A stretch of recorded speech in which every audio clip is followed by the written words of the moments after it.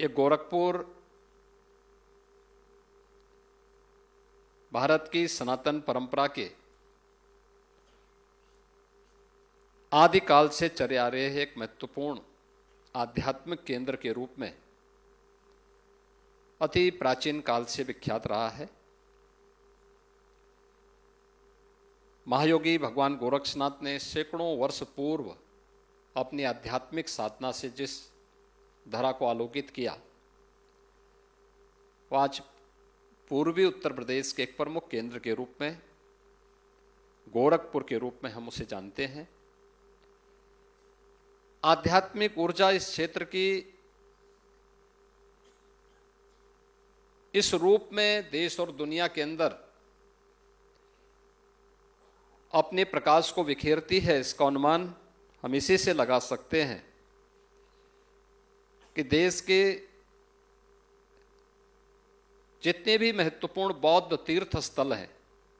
वह गोरखपुर के इर्द गिर्द स्थित हैं। भगवान बुद्ध की महापरिनिर्वाण स्थली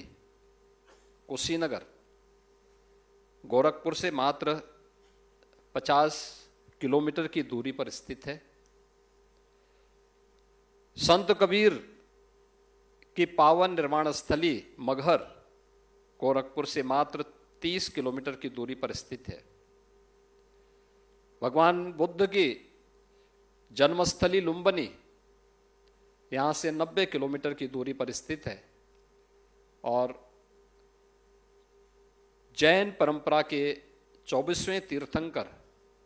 भगवान महावीर की पावन पावानगरी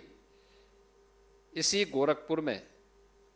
मात्र 70 किलोमीटर की दूरी पर स्थित है। अगर हम इस देश के अंदर भारत की सनातन परंपरा के एक महत्वपूर्ण केंद्र अयोध्या श्री राम जन्मभूमि की बात करें तो मात्र 2 घंटे की दूरी पर यहां से अयोध्या और 2.5 घंटे की दूरी पर वाराणसी बाबा विश्वनाथ की पावन धरा इस गोरखपुर में स्थित है। ऐसी महत्वपूर्ण धरा पर जो न केवल भारत की सनातन परंपरा की बल्कि भारत की आध्यात्मिक परंपरा का प्रतिनिधित्व भी करता है, देश की आज़ादी की लड़ाई में भी जिस धरा की एक महत्वपूर्ण भूमिका रही है, लेकिन आज़ादी के पूर्व भी और आज़ादी के बाद यह क्षेत्र शैक्षिक रूप से आर्थिक रूप से जिस विपन्नता का शिकार था, आज इस देश के यशस्वी प्रधानमंत्री आदरणीय श्री नरेंद्र मोदी जी के नेतृत्व में डबल इंजन सरकार ने उस आर्थिक विपन्नता से उसे मुक्त करते हुए आज शैक्षिक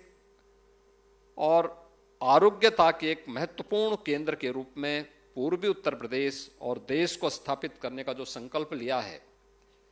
आज उसके एक वट वृक्ष के प्रथम कॉन्वोकेशन सेरेमनी कार्यक्रम आपके इस सानिध्य में यहां पर संपन्न होने जा रहा है।